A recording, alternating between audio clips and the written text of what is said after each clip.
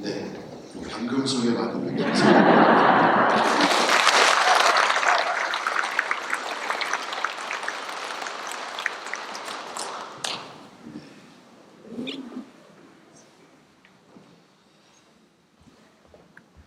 먼저 당신 자녀들의 소중한 만남 이끄시는 주님께서 이 시간 우리의 만남을 축복해 주시기를 기도합니다.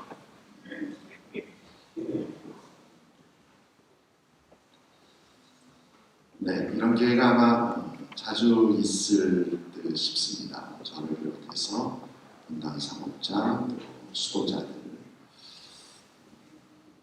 저희가 환상에 드린 팀인지는 잘 모르겠지만 그러한 기대 속에서 필요할 때는 외부 강사님들 모시고 우리 교우들의 신앙 성수를 위해서 필요한 강자들 이러한저런 밥상을 좀 차리도록 하겠습니다.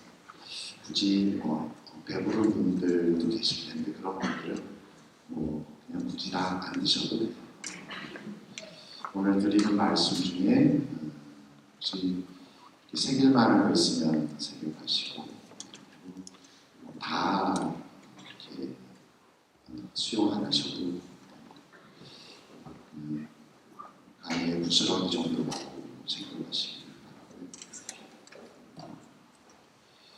잠깐 교우들하고 만난 지 얼마 안 됐기 때문에 소개 저 자신을 좀 소개하면 2004년에 가을에 서울교회에서 정교가 분가됐죠. 네. 분가되기 전에 저는 서울 서대문 출신. 이곳에 왔더니 봉성치 가서 저 신학생 때 서목회장도 하시던 분이 봉성치 하시길래 엄청 반가웠고 또 이 자리에 아마 서대문에 있는 그 저를 아는 또 계시더라고요. 그래서 그분이 아마 엄청 반가워하셨을 것 같고 또 저를 위해서 누구보다도 기도를 해주신 거라고 했습니다. 91년에 소풍 받았습니다. 동창 모임 90년 소풍 받았고 같이 있습니다.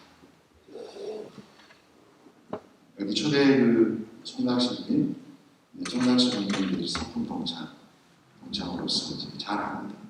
그 시절에 화정동, 저는 그때 문산에 있었기 때문에 그때 화정 성당 신부님이 화정동을 부임한다 그래서 하셨다 그래서 저희 동창들이 이곳에 옛날 그 곳이죠. 거기 가서 송락신님 뵌 기억이 있습니다. 네, 사제생활 한 30여년 많이 했는데 대부분 분당 신부로서 분당 사목에 인연 갖고 줄 지내왔습니다. 돌아봤어요. 국내외 분당 사목, 서울 모자로서 금호동, 종로, 도봉동 세 곳을 거쳤고 그리고 나서 교회명을 받고 이따가 피렌체에 있고 작은 분당 가서 선교사 대한민국 한국교회를 대표해서 여기서 선교를 잡고 살았다. 그 시절이 아마 저를 사제로 다시 태어나게 그 체험이 아닐까 하거든요. 네, 들어와서는 이제 문산, 토평도, 덕정, 그리고 경천 들어가기 직전에 이제 또 달래 이렇게 지냈고 중간중간 노동자 사목하고 아까 말씀드린 피렌체 선교사 로마 유학사제들의 기숙사, 로마 한국 기숙사 거기 책임자로 가서 잠깐 사다가 그러다가 이제 교구가 분가되면서 서울에서 잘리고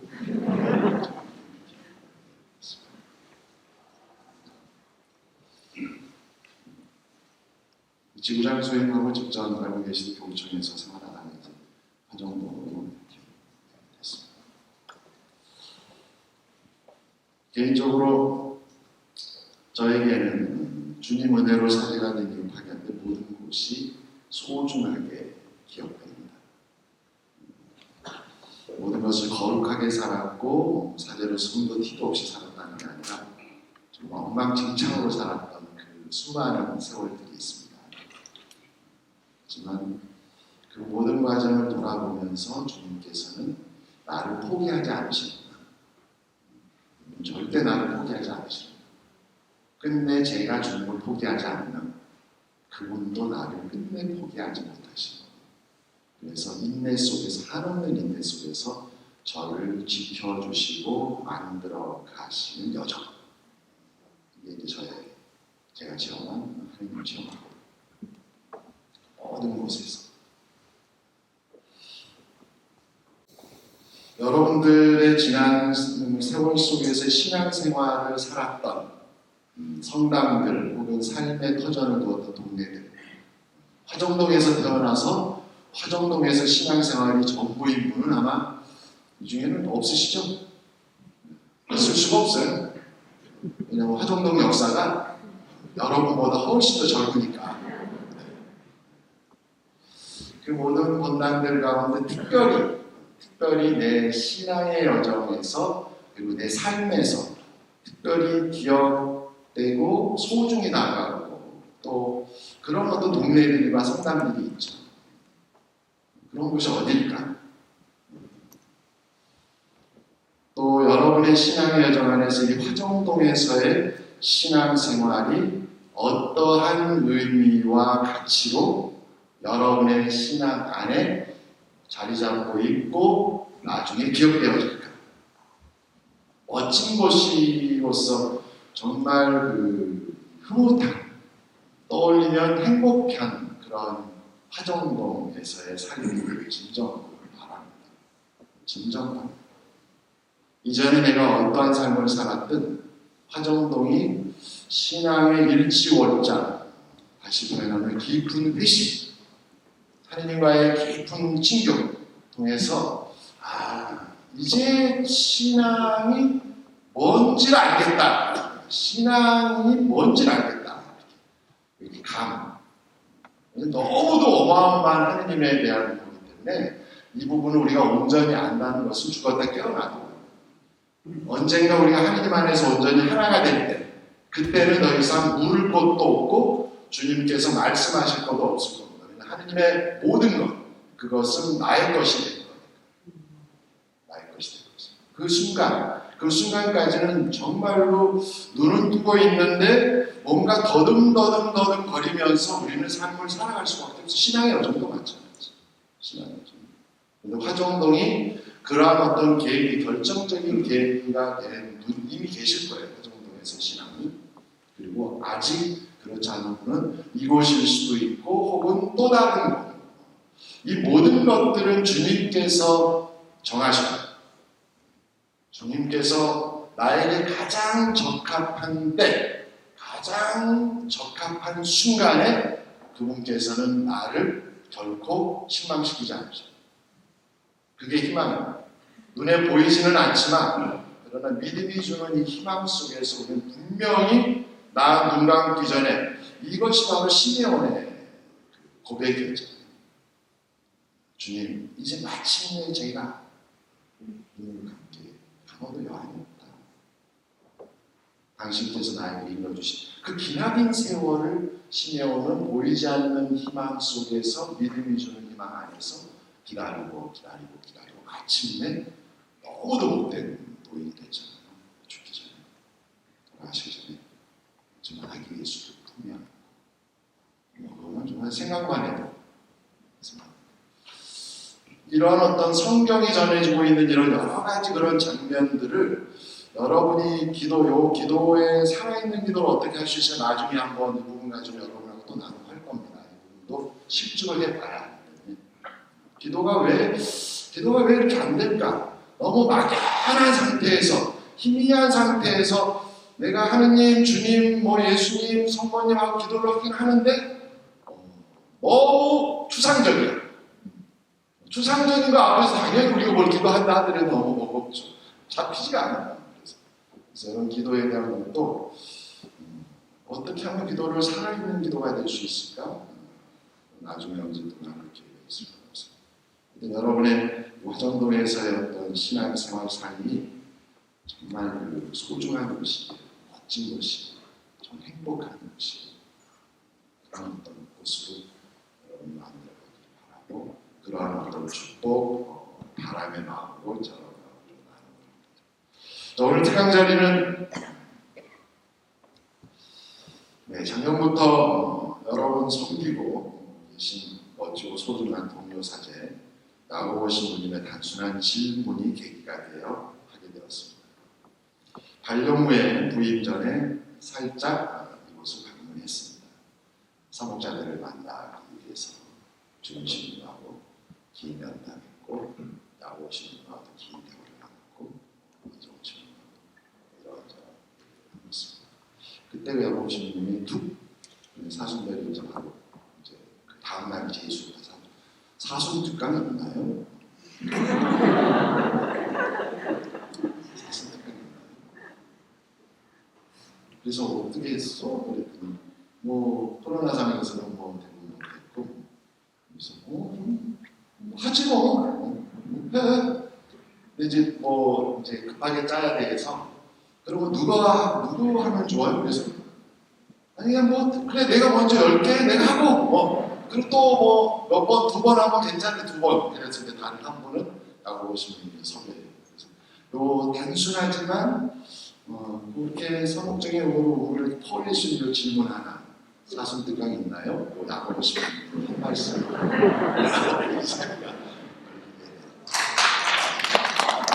아무튼 수학적으로 이런 자리에 끊임없이 이렇게 신부님들 띄워주고 이렇게 해줘야 됩니다.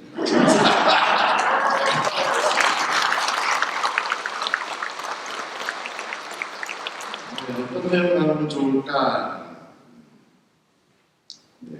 사실은 그냥 즉석에서 묻고 답하는 증문 즉답 방식, 생생한 나눔을 개인적으로 좋아합니다. 일방적으로 제가 준비한 걸 그냥 막 쏟아내고 한쪽에서 듣기만 하고 이런 것보다 증문 즉답해서 이렇게. 그래서 오늘 부활 지나고 나면 제가 평일미사 끝나고 어느 날은 끝나는 뭐 신부님과 나누는 뭐 덕투 뭐 이런 형식들 질문 즉답 이렇게 참 뭐 이렇게 묻고는 싶은데 또 이런 거 물었다 괜히 신부님한테 이런 것까지 묻나 뭐 이런 것부터 해서 다양한 것들에 대해서 함께 그 자리에 있는 분들은 그 질문 속에서 함께 고민했던 부분이 있으면 답을 찾을 수도 있겠고 제가 필요한 부분이 있으면 제가 또 하고 또 그 자리에 있는 누군가가 또 해주고 싶은 게 있으면 서로 함께 질문하고 함께 이렇게 풀어가는 거 재밌을 겁니다. 왜냐하면 이런 것들에 대해서 뭐 재밌어하는 이유는 혹시 옛날에 여러분 평화방송 라디오나 이런 거 좀 많이 들었던 분들은 90년대 신부되고 얼마 안 돼서 제가 평화방송 라디오 신앙성당 생방송 이걸 아주 제가 재밌게 진행해요. 인기 프로그램이었어요. 그걸 어떻게 하느냐? 그 방송 전후에서 광고가 많이 들어오면 그 프로그램이 좋은 거예요. 그거를 여기 방송사에서 알더라고요. 신부님 이거 그만두시면 안 돼요. 왜냐면 신부님 뭐 광고가 상당히 들어와요. 그래요? 다행이네요. 근데 주는 걸 이만큼밖에 안 했습니다. 감사드리고요. 네. 요 큰 틀에서 오늘 여러분하고 나눴으면 하는 거는 아까 방금 중에 잠깐 말씀드렸듯이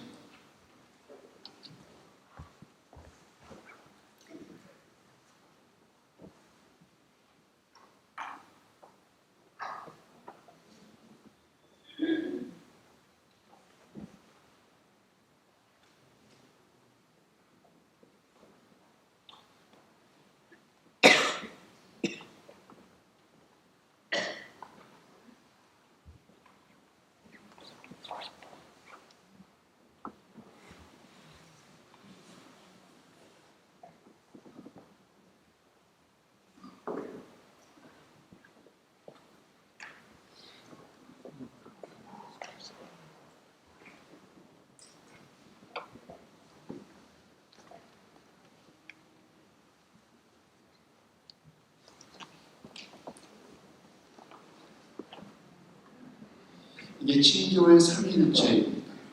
삼위일체이신 하느님께서 천주교인이라는 친교, 교황님의 2월 기도문이 저한테는 상당히 많은 빛을 또 친교의 공동체의 본당이 땡땡과 땡땡땡과 땡땡땡땡땡과 친교하는 공동체. 천주교인이란 누구냐? 친교의 공동체인 본당.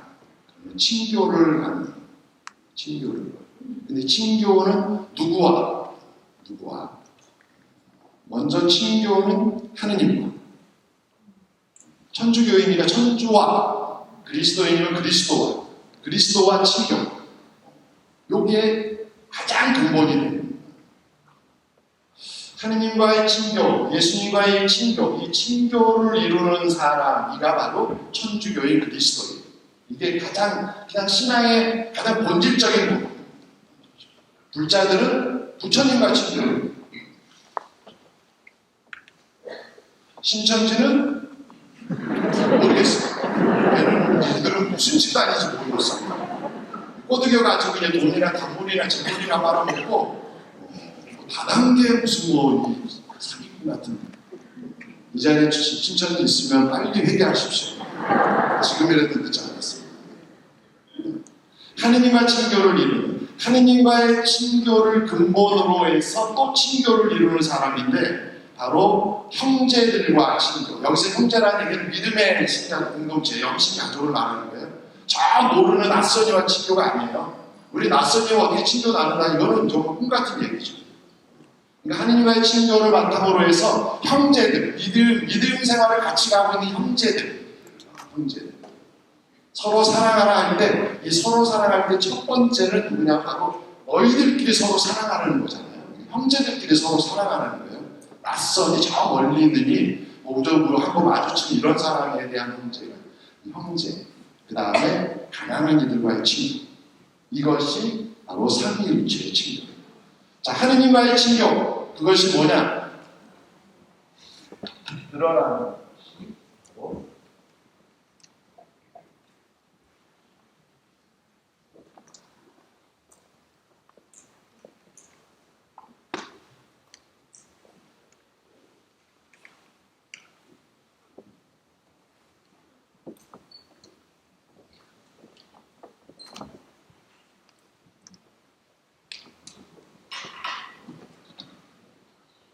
우리의 신앙, 모든 본당들은 교회, 즉 우리는 하느님과의 친교가 신앙으로 들어가고 형제들과의 친교가 형제애로 들어가고, 가난한 이들과에 대한 어떤 특별히 더 가난한 이들과의 어떤 친교는 바로 애덕심이죠. 여기 지금 우리의 어떤 여기에서 나머지 설명하는 거 여러 가지 것들은 다 이제 부차적인 것들, 2차적인 것들. 1차적인 것들. 우리 교황님의 어떤 이 가르침은 그게 선명해요. 복잡하지가 않아요. 단순하면서도 분명하게 딱딱딱 주시는 분. 프란치스코가 대단한 영성과 대단한 관상가이죠. 환상 안에 드러나는 본질을 확 하고, 근데 이분은 상당히 노력하시는 분이니까 그거를 관상하시기까지 수많은 것들을 다 고려한 상태에서 핵심만을 툭 하고 이렇게 던져줍니다. 라자로 이야기는 바로 여기서 이 아브라함의 후손임에도 불구하고 하느님과의 신앙이 올바르지 못함으로써, 제대로 성립되지 못함으로써 형제애가 실천됐습니다. 더 나아가서 가난한 이들에 대한 애도 실천입니다. 가장 중요한 것은 하느님과의 신앙에 대한 요게 이제 삼위일체예요. 신앙의 가장 본질적인 것들. 그러나 하느님과의 친교로부터 나머지 두 개의 소중한 신앙의 덕들이 나옵니다. 그래서 오늘 여러분들하고는 이 부분을 얘기합니다. 이 부분에 대한 것들은 나중에, 이 부분은 기도에 대한 얘기도 나오시고 성경에 대한 얘기도 나오시고 여러 가지 많은데, 이 부분은 차후에 여러분들하고 더 깊이 있게 다루도록 하겠습니다. 형제애에 대한 부분, 우리 신앙 공동체, 나머지 애덕실천입니다. 어디 한쪽, 이것이 안 돼 있는 상태에서 행위질 일체 모든 것들은 늘 힘을 잃게 돼 있고 왜곡되거나 나중에 하다가 안 말거나 그러면 성경 구절로 제가 주제라고 말하기보다는 당신 주님 당신 빛으로 빛을 봅니다. 시편 35편 10절에 주님 당신 빛으로 빛을 봅니다. 이 신앙이 저한테 엄청난 빛을 깨우침을 준 신앙 하나님과의 어떤 친교 부분을 어떻게 이 부분 저한테 이 말씀이 이 말씀이 마중물이 되어서 수많은 것들이 함께 이렇게 열리게 해줍니다. 어떻게 해서 이 말씀에 대한 얘기를 드려갑니다.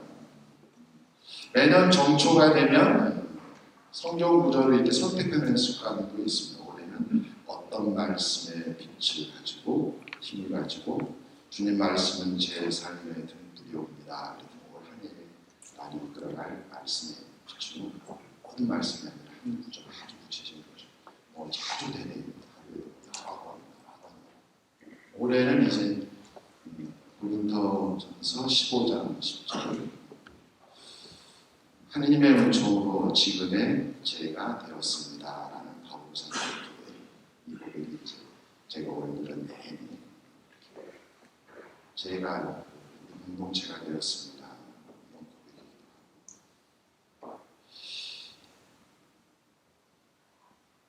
2012년부터 매년 성경 통독을 좀 합니다. 정초부터 연말까지 이 성경책을 창세기 1장 1절부터 요한복음 21장 20절까지 전체로 줄로 진행했습니다. 신학생 때 한두 번 몇 번 공부했는데 그냥 이제 저의 성목적인 회심으로서 말씀. 저는 성경 전문가도 아니고요.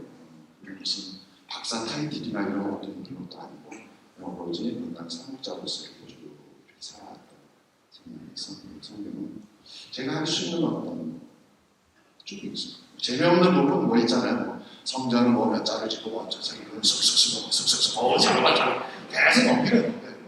왜냐면 제가 그거 알아도 필요 없는 거예요. 그래서 그런 부분은 쑥쑥 그냥 넘깁니다. 하지만 나머지는 이제 쭉쭉 읽어갑니다. 그래서 들어오는 말씀들이 매년 다릅니다. 어떤 부분이 훅 들어오고 어떤 부분이 쏟지나고 성경 이 통독은 공부하면서 안 해도 좋으니까 또 전체 숲을 한번 이렇게 쭉 보는 자리예요. 그냥 자전거 타고 아니면 걸으면서 그냥 쭉 여기 동네를 쭉 그냥 보는 그런 거라고 보시면 돼요. 그걸 보고 나면 그 다음에 또 돌면서 매번 볼 때마다 다른 게 보여.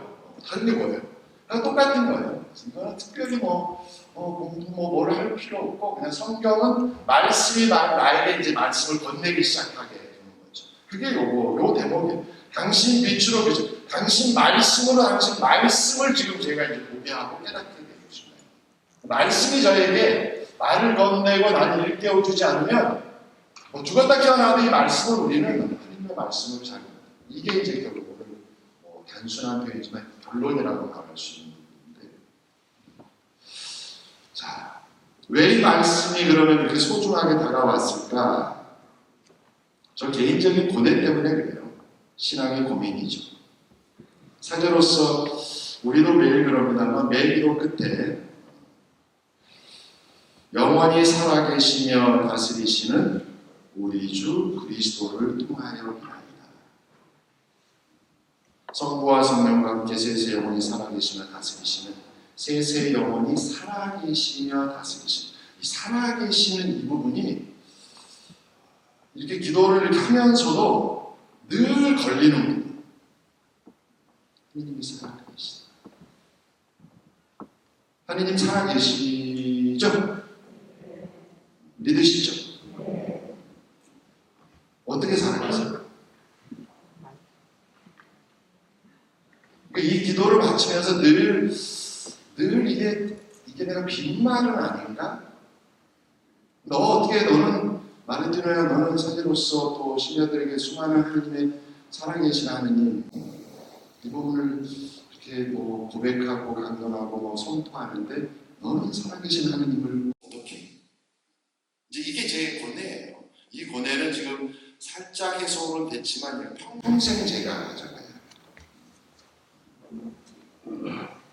그러니까 임마누엘이신 주 예수님을 찾고 만나고 체험하기 위해서 발버둥치고 있는데, 주님의 현존을 믿는 신앙인으로서 또 임마누엘을 선포하고 증언하라고 부르심을 받은 사제로서 실존적으로 분명하고 명확한 체험을 통해 어린이와 같은 그 솔직함, 가식 없는 신앙 고백이 되기를 간절히 바라는데, 솔직히 너무 신비롭고 막연하고 당혹스럽고 당황스럽기까지.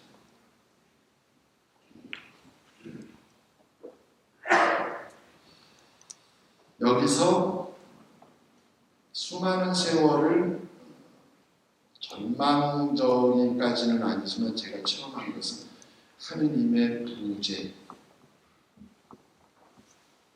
하느님의 부재죠. 숨어 계신 하느님, 숨어 계신 하느님 이 체험. 여러분들이 기도 안에서 이 체험을 많이 하실 거예요. 정도의 차이는 있어. 외쳐도 안 그럽니다.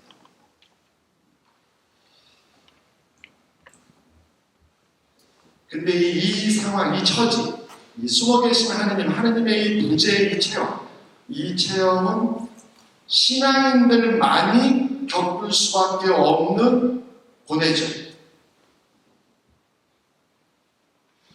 하느님을 믿는 이 신앙인들만이 하느님의 이 존재하심을 믿음으로는 고백하면서도 실제적으로는 늘 하느님의 부재를 체험합니다.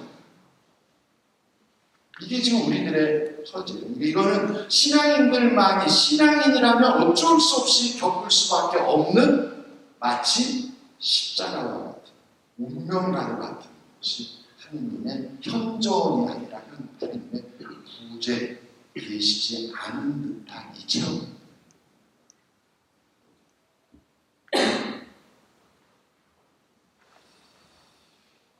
이 십자가, 하느님의 이 부재 체험, 이 안에서 선택은 딱 두 가지밖에 없어요. 신앙이냐, 아니면 불신의 절망이냐.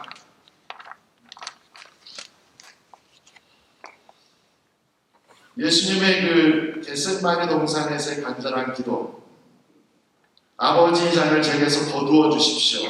외쳤는데 대답이 있었나요? 이때 성자 예수님께서 사람의 아들로서 너무도 절실하게 참한 게 뭐예요? 하느님의 현존이 아니라 하느님의 부재지. 그분조차 하느님의 부재. 십자가상에서 더하죠. 나의 하느님 어찌하여 저를 버리시나이까? 외치고 또 외쳐도 아무런 응답을 하시지 않는 이 하느님의 이 현존이 아니라 이 부재, 이 부재청 앞에서 예수는 절규하죠. 쇼가 아닙니다.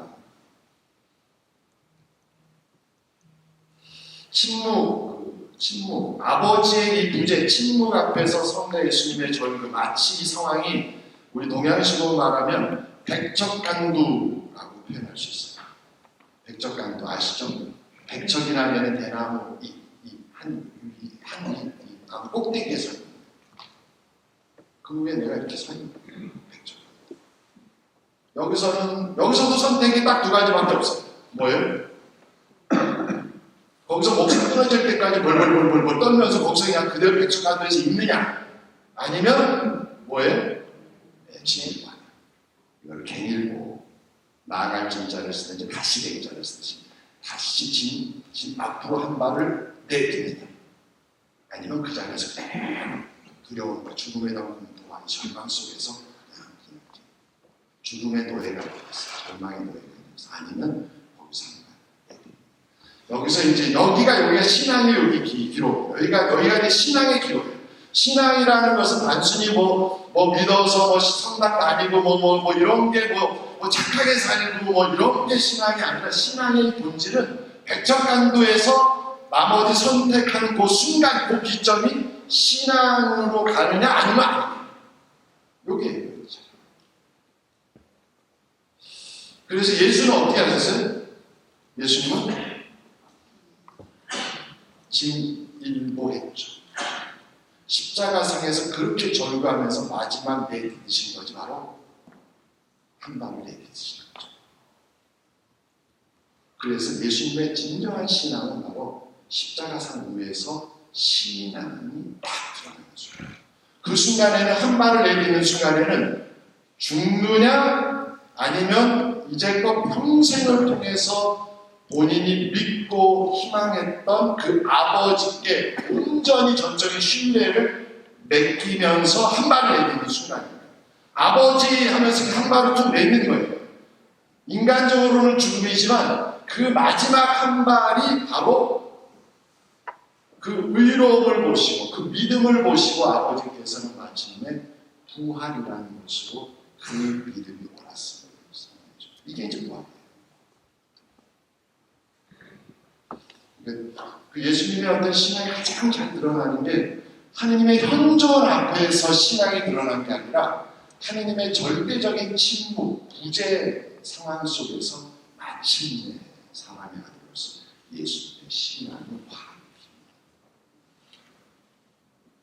이 유혹이 바로 우리가 사순절 시작하면서 기억나시겠어요? 성전 꼭대기 높은 곳을 가서 악마가 유혹했잖아요. 당신이 하느님의 아들이라면 성경에 다 이런 얘기가 있죠. 그 부분을 철저히 포기했는데 그 포기의 마지막 결정판이 바로 십자가 위에서 예수는 하느님의 부재, 이 엄청난 부재 상황 속에서 오로지 믿음, 아버지에 대한 전적인 신뢰, 희망 속에서 한 발을 백작하기 위해서 전진합니다. 그때 아버지가 품으셨죠. 아들을 품었어요. 만약 그때 예수님께서 인간적인 이 부분에 사로잡혀서 거기서 아무것도 안 했다면 예수님은 죽었을 거고 안타깝게 아버지의 이 섭리 계획은 실패로 끝났고 그리고 그리스도의 부활도 없습니다. 그러니까 그리스도의 부활이라는 이 부분은 단순히 하느님과 아드님이 짜고 치는 뻔히 너는 그렇게 하더라도 나중에 이렇게 서로 다 짜고 치는 모습을 이렇게 해서 이루어진 버릇이 아니라는 거예요. 신앙은, 예수님께서 보여준 신앙은 바로 절체절명의 순간에 모든 것을 하느님께 맡기고 그리고 나서 모든 것을 툭 하고 던지는, 내려놓는, 포기하는. 이것이 신앙의 핵심이고 전부를 알 수 있습니다. 신앙의 핵심이고 전부. 자, 저도 똑같이 이제 이런 고뇌 속에서 성체조배 이렇게 하면서 어느 날 문득 이런 이 하느님이 숨어 계신 하느님 이 부재, 주님을 어떻게 찾을 수 있고 그분 앞에 나를 어떻게 놓을 수 있는 걸까? 성체조배라고 해서 이 앞에 내가 지금 앉아있긴 한데 내가 지금 주님 앞에 나를 놓은 걸까? 주님은 이 순간에 나와 함께 계시는 걸까?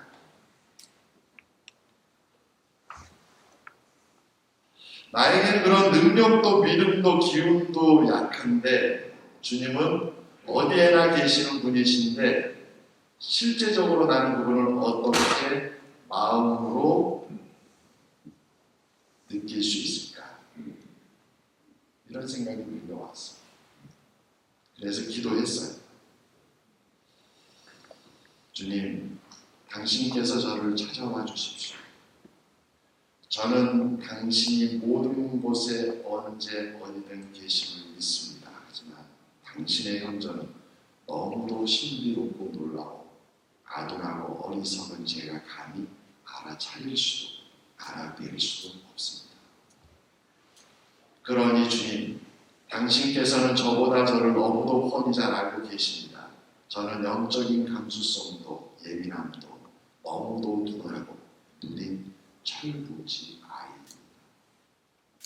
그러니 제가 당신을 알아뵐 수 있도록 느낄 수 있도록 드러내 주십시오.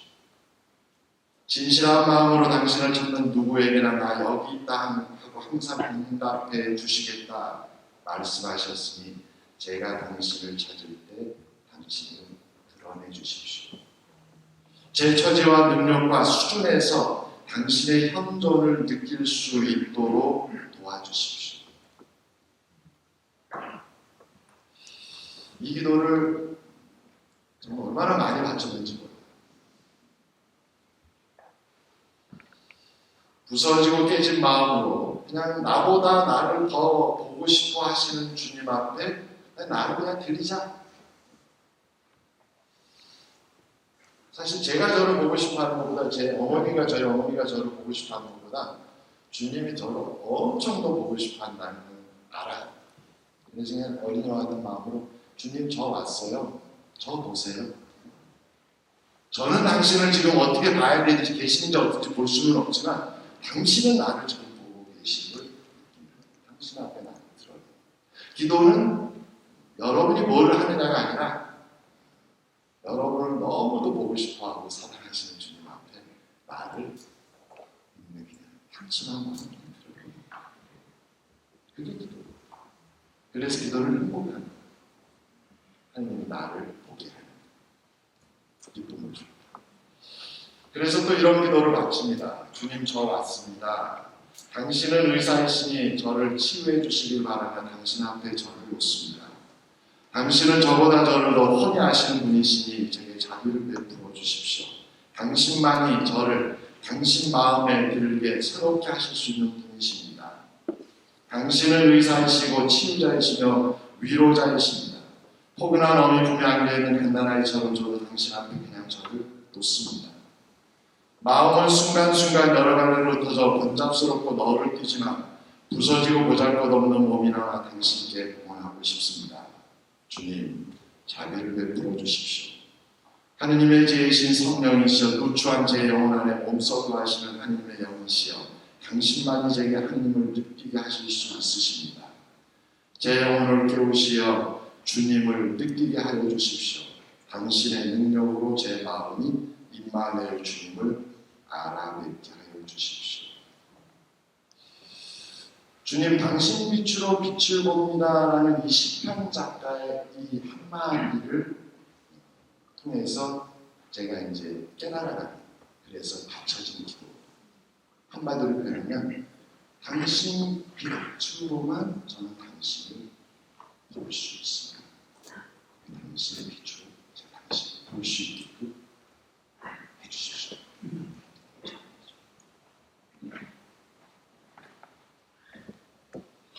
즉 주님께서 허락하시고 주시지 않으면 나는 그분의 신비를 결코 볼 수도 없고 알 수도 얻을 수도 없다는 고백입니다.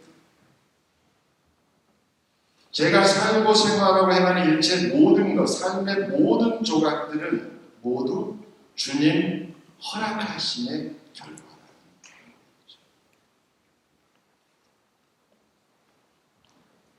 그래서 올해 이제 제가 화두로 삼고 살겠다는 사도 바울의 고백이 하느님의 은총으로 지금의 내가 되었습니다.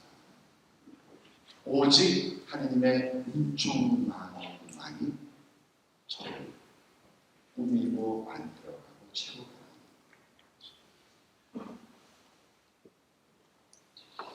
헤아릴 수 없는 숨어 계신 하느님을 알고 체험할 수 있는 느낄 수 있는 단 하나의 방법은 나에게 있지 않고 오직 하느님 친히 당신이 원하시는 사람들에게 당신 원하시는 때 원하시는 만큼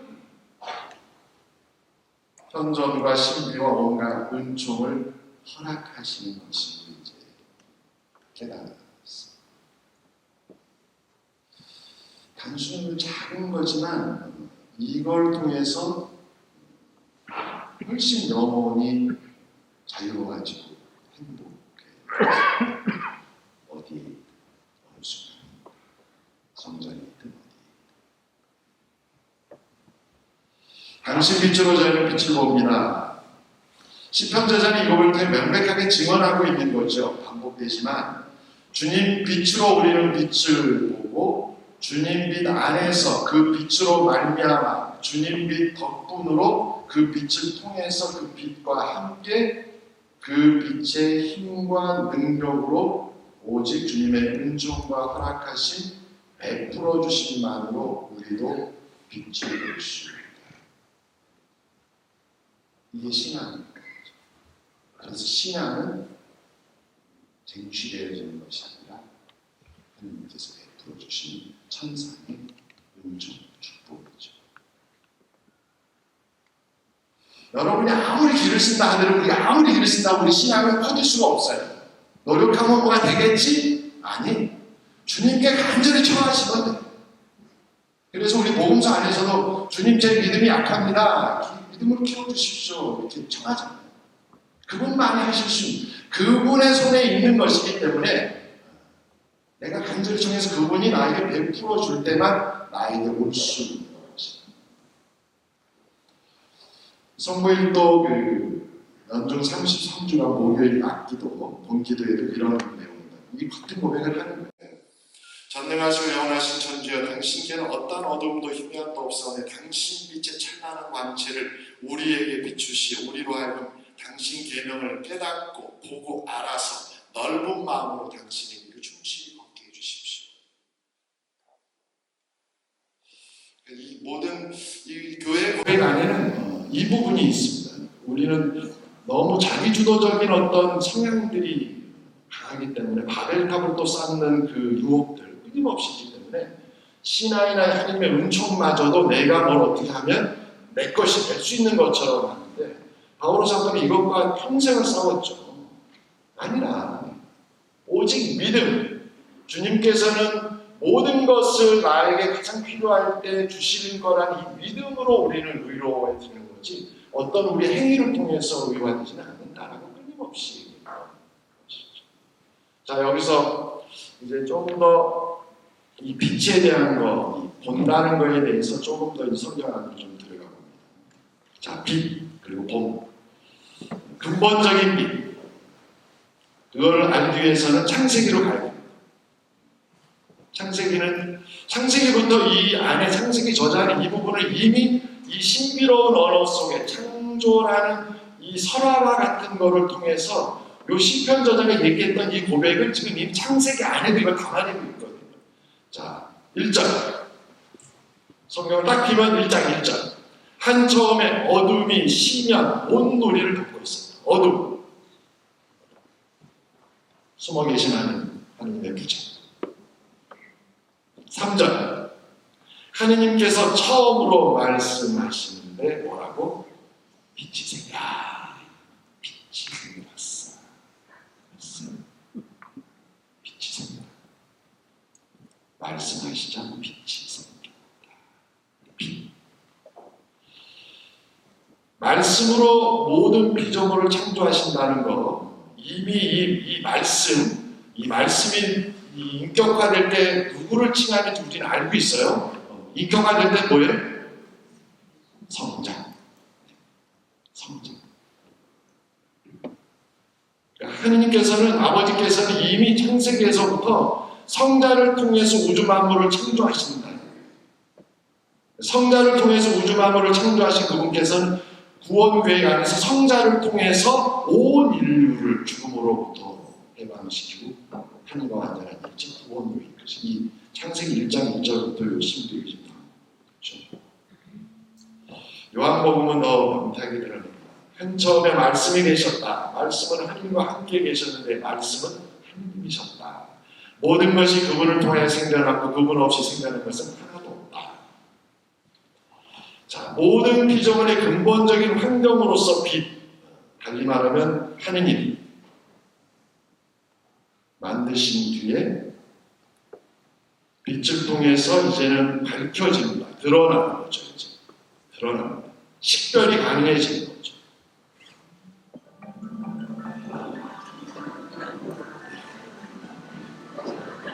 기도하라. 땅에 평화와 일치를 위해서 조금 마치겠습니다.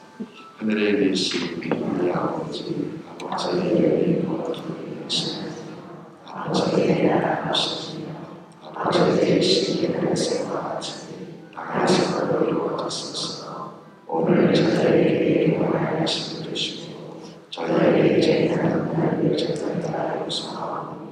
저희를 용서하시고 저희를 거기에 하지 않으시고 앞에서 놓아소서. 아멘.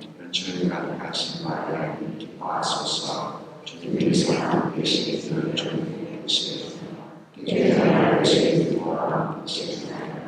저녁에서 모아리아님 이제와 자주시기를 저녁 주님을 위하여 주소서. 아멘. 영광이 성부와 성자와 성령께 저와 같이 감사하며 아멘. 주님이 땅의 평화와 화해의 일치를 위해서 모든 이들을 축복하여 주소서. 우리 주 그리스도를 통하여 비나이다. 아멘. 복음 마칠 때를 하겠습니다.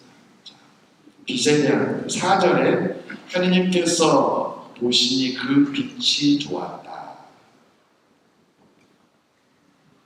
창조주 하나님께서 손수 창조하신 피조물 빛을 창조하신 그 빛 속에서 하느님께서 마침내 보십니다. 처음으로 본다, 하느님이 본다라는 이 표현도 빛을 창조하신 뒤에 처음으로 나옵니다. 근데 보시니 이 표현은 성경 본문을 들어가면 보시니는 본다 하고 그냥 딱 단순형으로 끝나거나 아니면 보았다, 보셨다 이렇게 하는 건 보시니 그거는 아예 현재 진행형 끝나지 않은 하느님의 이 빛 속에서 하느님의 이 보심은 세상 종말 때까지 끝나지 않은 계속해서 보시는 거예요. 계속해서 그러니까 이 시선 하느님의 이 시선 계속해서 그 빛 속에서 보고 계시는 거예요. 계속.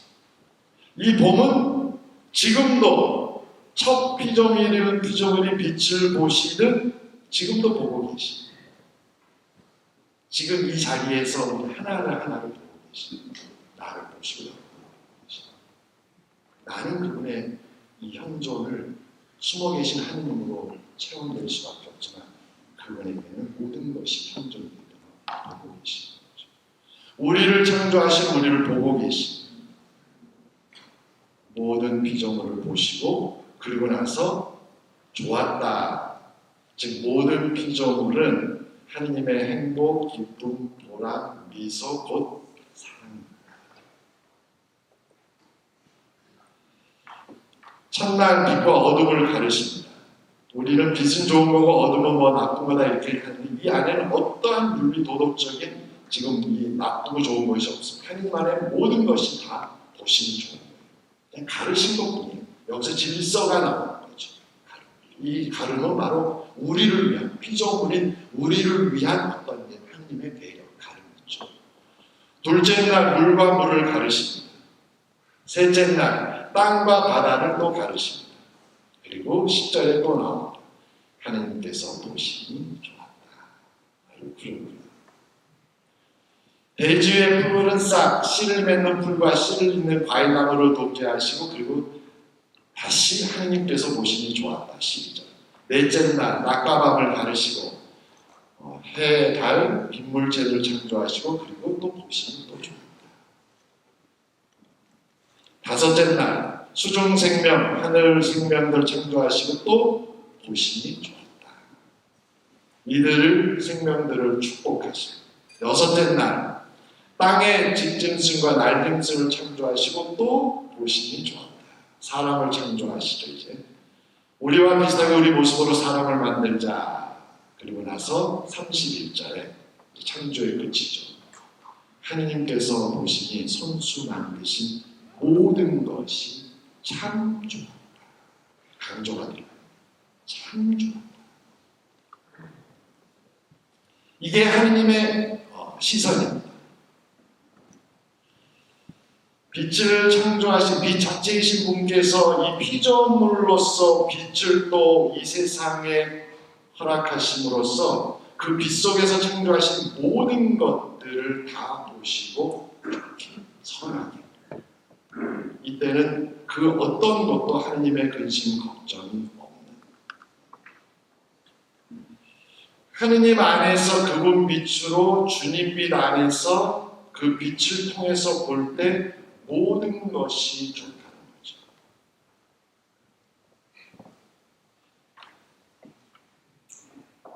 사랑으로 우주 만물을 창조하시고 보고 좋아하시는 하나님께 드리는 인간의 응답. 이 성경의 모든 내용이 그 고백이지만 특별히 시편 8편 너무도 좋은 아름다움. 하느님 내주시 온 땅에 당신님이 얼마나 존엄하시니까. 하늘이 높다라 겸이를 떨치셨나이다. 원수들을 무색케 하시고자 불신자 복수자를 꺾으시고자 아기 젖먹이들 그 입에서 맞아 어엿한 찬송을 마련하셨나이다. 오로라 당신 손가락에 만드신 저 하늘하며 굳건히 일으하신 달과 별들을 보나이다. 인간이 무엇이기에 아직 안 잊으시나이까. 그 종남 무엇이기에 따뜻히 돌보시나이까.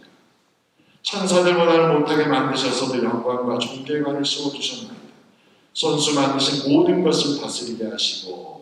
그러면서 하느님 내주시어 온 땅에 당신 이름 어이 이리 존엄하십니까. 인간이 하느님께 드릴 수 있는, 창조주 하느님께 드릴 수 있는 가장 아름다운 찬미가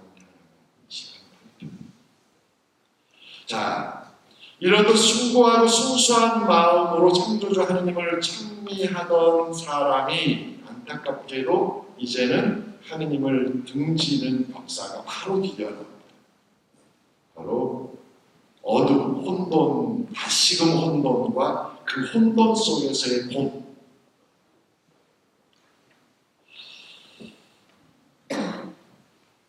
창세기 3장의 이야기죠. 속이는 자, 거짓말장이 사탄의 꼬드기, 그리고 유혹에 넘어감으로써 우리가 말하는 그 원죄를 보면 이 부분에 대해서는 나가시면서 뒤에 교황님이 이 부분에 대해서 아주 편안하게 묵상해 놓은 그 담화문이 있는데 바로 2018년 사순절 담화문 이 부분을 다루고 있습니다. 제가 밖에다 한 장, 앞뒤로 한 장이어서 제가 좀 요약을 해줬고 이거는 그냥 번역한 사이트에서 번역해가지고 이렇게 가시면서 한 장씩 가져가십니다. 여기서 7절, 3장 7절 열매를 따서 먹었어요. 우리가 알고 있듯이. 그러자 바로 그 뒤에 대목이 뭐냐면 눈이 열려 자기들이 알몸인 것을 보고 알고 무화과 나무로 엮어서 두렁이. 이 두렁이는 바로 가식에 가면 탈이죠. 위선의 탈. 그것을 자신이니까.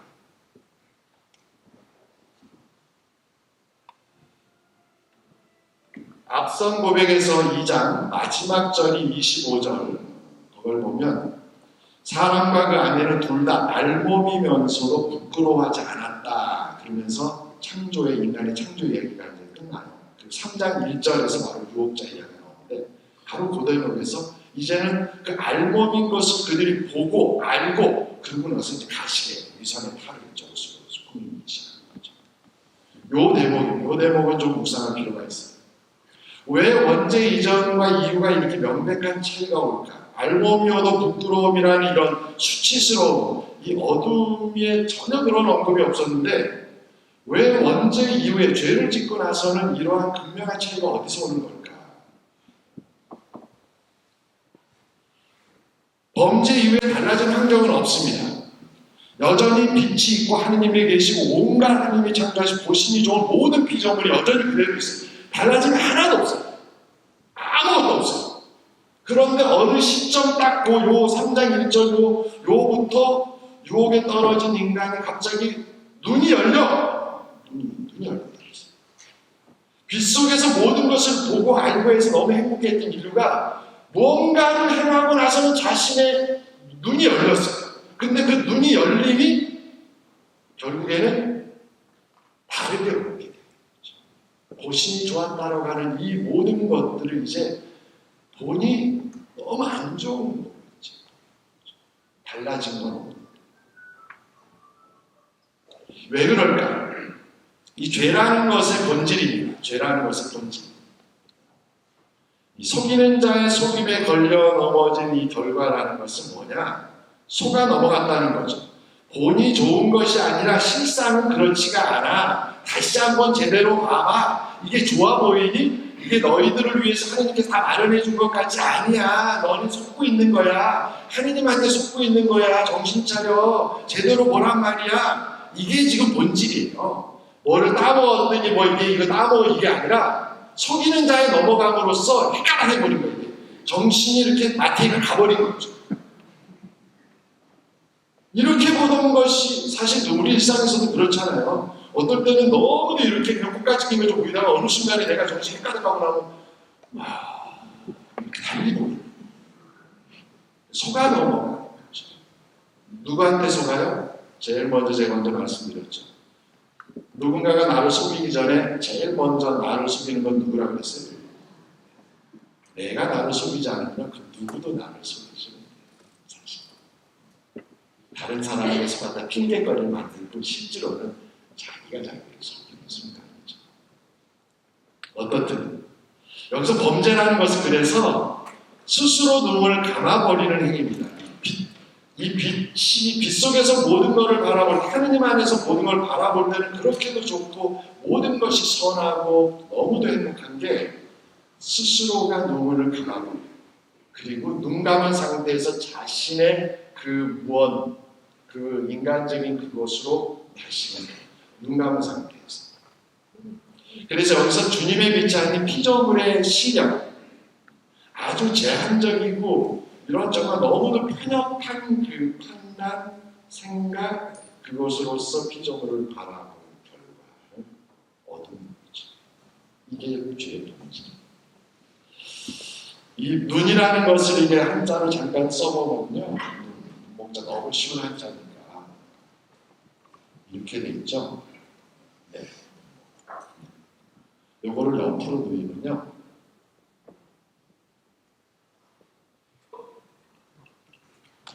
뭐 같아요?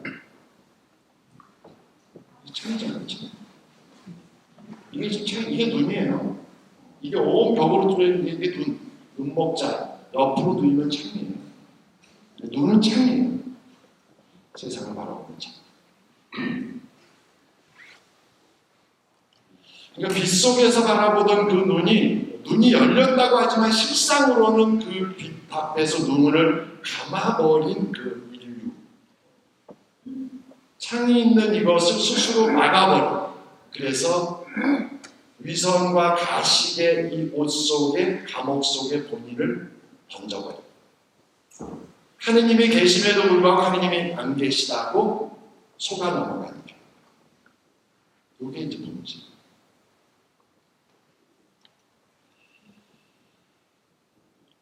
그래서 예수님의 이 수많은 가르침 가운데서 스스로 눈을 감아버림으로써 하느님 안에 있으면서도 하느님의 현존을 거부하는 이 어둠. 외부에서 온 어둠이 아니라 본인 스스로만 하느님 앞에 다시금 눈만 열면 되는 아직도 내가 그 부족하고 죄짓고 정말 너무도 내가 정말 부당한 놈인데 그 순간에 눈만 뜨면 다시금 온 세상에 하느님 안에 있음을 느낄 텐데 이게 회개예요. 이게 회개. 회개란 얘기는 뭐 윤리도덕적으로 내가 뭐 잘못은 이게 뭐 그런 부분이 아니라 근본적인 회개라는 것은 하느님의 현존이 여전하다. 하느님께서 나를 보고 여전히 좋으시다고 하시는 믿음으로. 그래서 예수님의 여러 표현 가운데 나는 세상의 빛이다라고 말씀하실 때 왜 이 말씀을 하셨는지는 이 본질로 돌아가 보면 합니다. 빛이라는 얘기는 너희는 하느님 안에서 너희를 바라보게 하는 거예요. 하느님 안에서 너희를 보게 하는 거예요. 바로 육화의 사건이죠. 정하신 때 가장 적절한 순간에 이제는 인간적인 오감과 능력으로 알 수 없는 영원한 신비이신 하느님께서 당신을 드러내셨는데 난 그것이 바로 성자 예수님. 성자 예수님. 성자 예수님은 성부의 빛이십니다. 말씀이시고 이분을 통하지 않고서는 하느님을 결코 볼 수도 없습니다. 예수 그리스도 안에서 하느님을 보지 않는 한 우리는 하느님을 볼 수가 없습니다. 세상의 빛. 여기서 사람의 아들이신 예수님, 모든 것 하느님과 온전히 완전히 똑같고 하나. 그래서 예수님께서 아버지와 하나다. 여기서 말하는 이 세상의 빛으로서 예수님은 어떤 예수님의 모든 것들, 그분의 말씀, 삶, 행적, 행위, 눈빛, 그분의 제수 중 하나, 모든 것들이 다 하느님을 드러내준 아버지를 드러내는 계시라고. 이 계시라는 말을 하느님은 성자는 성부의 완전한 계시다라고 하는 이 계시는 말 그대로 돔이에요. 이 돔이라는 것은 하느님 안에서 하느님을 바라보게 해줄 수 있는 유일한 예수님이시라는 사실이죠. 자, 여기서 하느님께서 성자로 보내신 까닭이 바로 여기에 있습니다.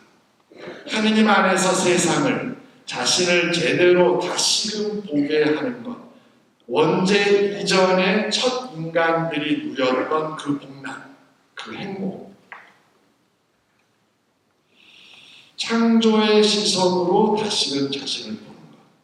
예수님의 유명한 말씀이죠. 나는 세상의 빛이다. 나를 따르는 사람은 어둠, 죽음 속을 걷지 않고 생명의 빛, 생명을 얻을 것이다. 이레네오 성인, 그 이단자를 거슬러라는 성무일도 제1수요일 후에 토요일 제2독서에 하느님과의 우정이라는 글이 있는데, 금두스나 이런 거 여러분이 요 대목은 거기 들어가 보면 찾아볼 수 있어요. 성무일도서 제1수요일 후 그 주간에 토요일 독서의 기록, 두 번째 독서의 기록, 이레네오 주교의 글이 있습니다. 한 대목만 보면 그분은 이렇게 고백해요. 빛 안에서 사는 이들은 자신들이 그 빛이 빛나도록 광채를 주는 것이 아니고 오히려 그 빛으로 인하여 조명되고 빛납니다. 즉 그들은 주는 것이 하나도 없고 그 빛으로 인해 조명됨으로 은혜를 받습니다. 당신을 섬기는 이들에게 그 섬김 때문에 은총을 주시고 당신을 따르는 이들에게 그 따름 때문에 은총을 주십니다. 하느님은 아무것도 필요하지 않으시지만 사람은 하느님과의 친교를 필요로 합니다. 하느님을 함부히 섬기는 것, 이것이야말로 아버지의 인간의 영광입니다.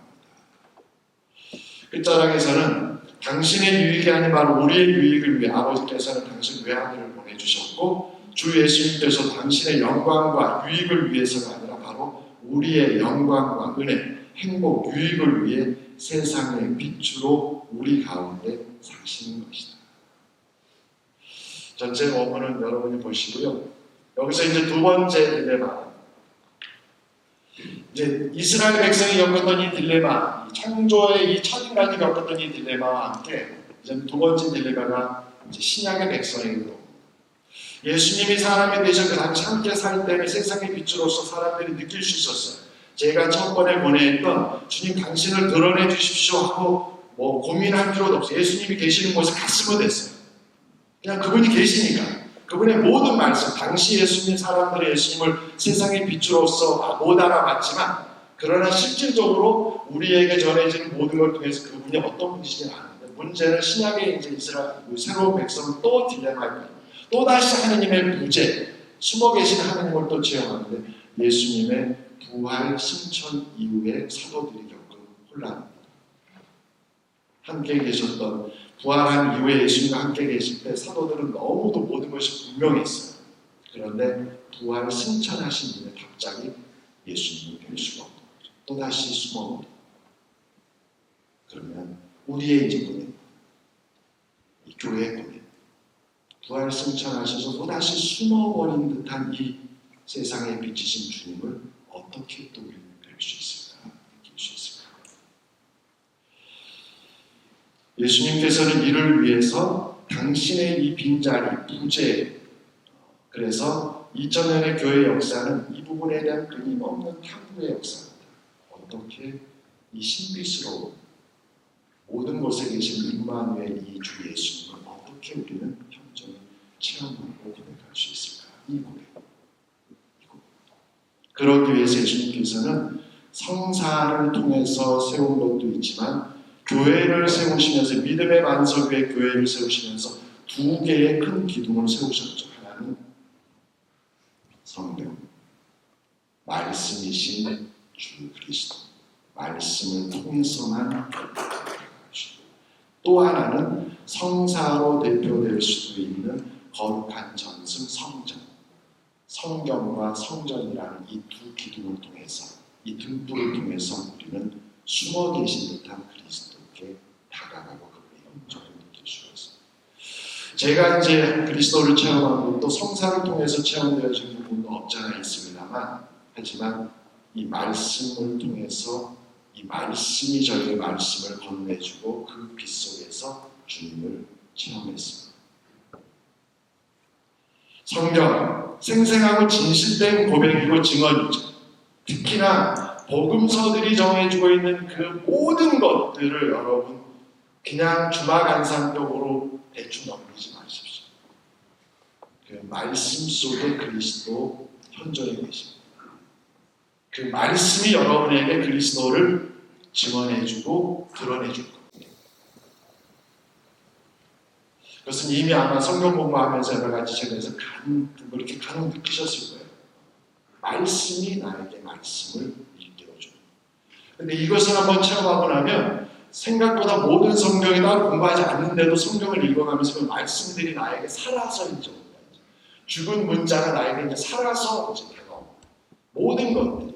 그래서 말씀을 접할 때 영적인 감흥 속에 내가 이제 많은 말씀이 아니라 양이 아니라 질로서 하나의 말씀인데도 그 말씀이 나를 사로잡아. 성경 깊이 있게 묵상하셔야 됩니다. 깊이 있게 묵상하는 얘기는 그 말씀을 붙잡고 성모님처럼 되새기면서 그냥 그거를 계속해서 내 안에서 이 말씀이 꺼지지 않도록 하는 거죠. 그래서 제가 그랬잖아요. 주님 당신 말씀으로 저는 당신 빛으로 빛을 봅니다. 이것을 수없이 되뇌면서 이 말씀이 나의 안에서 나를 건네기 시작하십니다. 예수님의 이 모든 생애, 이 선택들, 그 모든 것들은 여러분이 생생하게 기억을 하시면 좋겠습니다. 탄생에서 어떤 그 비참한 처지들, 마구간, 구유, 그리고 여러 가지 생애들에 대해서. 자, 또 하나는 성전입니다. 이 교회를 통해서 분명히 하나님께서는 당신을 우리에게 드러내고 계시는데 그것이 바로 성전이죠. 성모님과 교회의 권고, 성경 안에 찾아볼 수 있어요. 성모 마리아의 모범과 보석 같은 보물 같은 그 어머니의 그 우리들을 향한 권고가 있죠. 딱 하나밖에 없어요. 성경 안에서 성모님의 권고는 딱 하나밖에 없어요. 딱 하나. 그분의 신앙은 저는 주님의 종입니다. 제가 말씀하신 대로 이루어지길 바랍니다. 라고 고백했던 성모님. 그분께서 딱 하나만 말씀하셔요. 무엇이든지 예수님께서 시키는 대로 딱 이 한 말씀. 그러면 예수님께서 시키는 대로 이걸 알려면 어디로 가야 돼요? 복음서로 갈 수밖에 없어요. 예수님이 뭐를 시키는지, 그리고 어떻게 선택하시는지, 어떻게 처신하는지, 이 모든 것들이 이 안에 있어요. 그럼 예수님을 100% 담기 위해서는 이 복음서 안에서 모든 증언들이, 사도들이 증언해준 이 모든 것들을 하나하나 곱씹어 보는 거죠. 그냥 넘어가지 마시고, 결코 그냥 우연히 그냥 아무렇지도 않게 툭 하고 하신 행위가 아니라 예수님의 이 모든 것들은 다 하나님의 섭리, 은총 안에서 행하십니다. 자모이신 교회의 고백도 마찬가지죠. 첫 제자, 부르심의 순간 베드로가 모든 제자들을 대표해서 똑같은 고백을 합니다. 주님께서 말씀하시니 그대로 하겠습니다. 놀라운 거. 이 우리 모두 주님께서 말씀하신. 그럼 우리는 이제 키워드를 얻었습니다. 예수님께서 말씀하신. 그럼 예수님이 뭔 말씀하시나? 다시금 이거 가야 돼요. 하나님.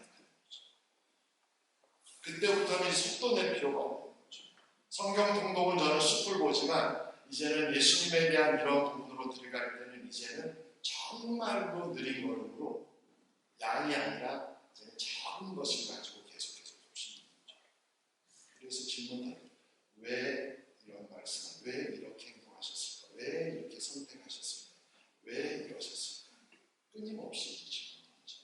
어려운 질문 아니에요. 여러분의 이 살아온 생애 안에서도 충분히 저마다의 저지에서 고해할 답을 찾을 수가 있어요. 그러면 답은 얻었으니 나는 그러면 어떻게 하면 이 말씀을 할 수 있을까? 성경 안에서 성부의 권고도 딱 하나밖에 없는 거 알죠? 아버지께서 예수님과 관련돼서 우리에게 하신 말씀을 부부란 표현이 적절하기보다 성모님과 예수 하나님의 어머니시니까 하나님 아버지는 예수님의 아버지시니까 어쨌든 인간의 관계로 보면 성모님과 하나님은 부부 관계다.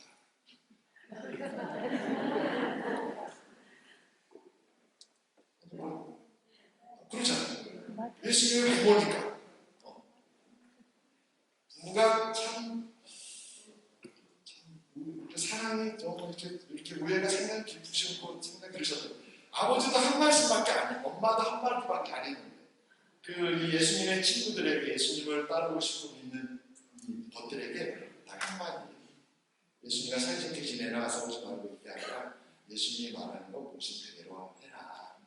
너에게 결코 손해 없을 거다. 아버지도 딱 한마디 이는 내가 사랑하는 아들 내 마음에 드는 아들 뭐라 그래? 너희는 그의 말을 들어 딱 한마디 하고 다녀. 네. 끝으로 특강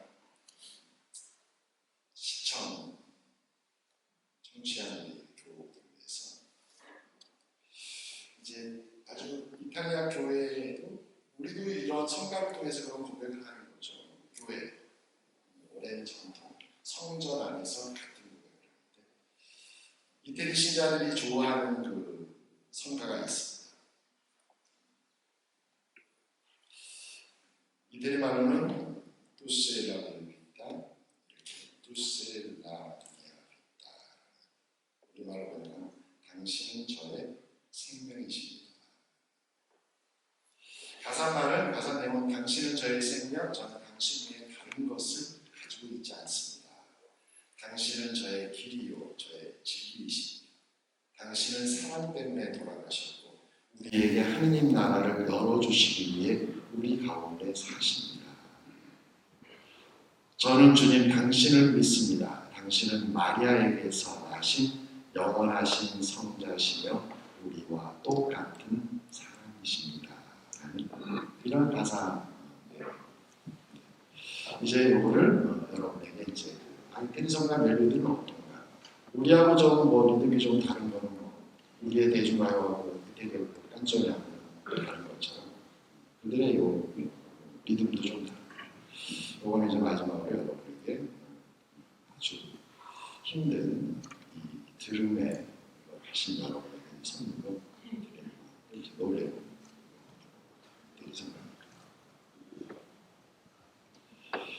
Tu sei la mia vita, altro io non ho. Tu sei la mia strada, la mia verità. Morto per amore, vive in mezzo a noi, per aprirci il regno di Dio. Credo in te, Signore, nato da Maria, Figlio eterno e santo, uomo come noi, morto per amore, vive in mezzo a noi, per aprirci il regno di Dio. 여러분 상.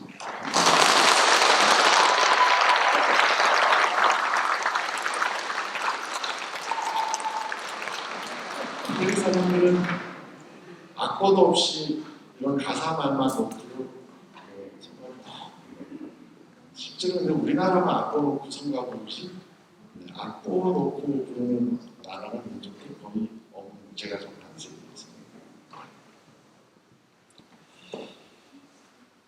주님 붙잡으십시오. 그분만이 그리고 그분께 당신을 드러내는 내 부족한 지은지 능력 신앙의 미약한 가진 상황 속에서 당신을 느낄 수 있도록 당신이 나에게 금준했다.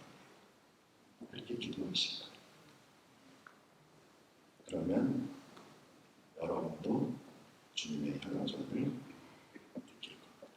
그분께서 느끼게 해주실 겁니다.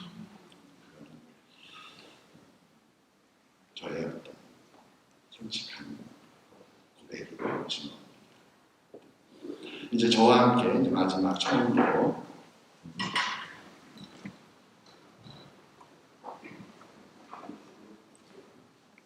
제가 부분하면 여러분 그대로 따라 단순한 문장들 초청으로 마치겠습니다. 예수님, 당신 빛으로 저희는 빛을 봅니다.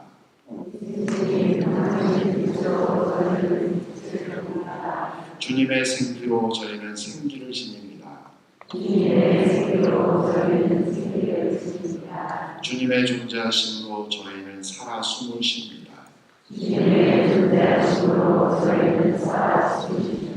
주님의 거룩하심으로 저희는 거룩합니다. 주님의 선하심으로 저희는 선을 행합니다. 주님의 친절로 저희는 호의를 베풉니다. 주님의 자비로 저희는 자비롭습니다. 주님의 사랑으로 저희는 사랑합니다. 주님의 행복으로 저희는 행복합니다. 주님의 말씀으로 저희는 말씀을 선포합니다. 주님의 섬김으로 저희는 봉사합니다. 주님의 삶으로 저희는 삶을 이어갑니다. 주님, 주 예수님, 당신 홀로 찬미와 영광 받으소서. 우리의 온 생애가 당신 사랑의 빛 속에서 걸어가게 해주소서. 아멘. 주님께서 여러분과 함께 자비하신 하느님 성부와 성자와 성령께서는 여기 있는 모든 이들에게 강복하소서. 아멘. 네, 경청해주세요.